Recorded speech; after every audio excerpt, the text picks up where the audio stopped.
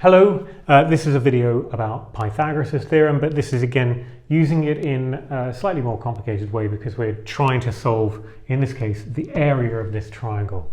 Now, because an area of a triangle is base times height divided by 2, and we're missing this piece of information, we call it x, well, we need to find this first before we can do the area, and that's where the Pythagoras theorem comes in.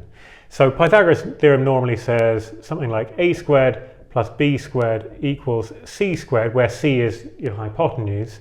So first thing we need to do is rearrange that, because we have the hypotenuse, we need to find one of the other sides. So let's say something like a² equals c² minus b². Now we can put our numbers in. Well, I've actually called this x, so let's say x² equals 50², the long one, minus 30². Okay, now a quick bit of maths. It's all maths, isn't it? But 50², 2,500, 30², 900. Take one away from the other, we'll get x² equals 1,600. So x is going to be the square root of that, which is 40 centimeters in this case.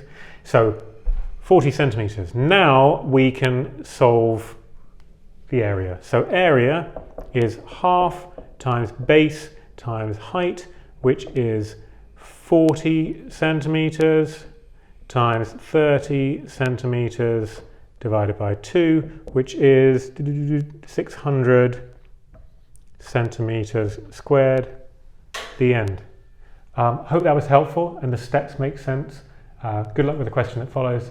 Have a nice day. Thank you.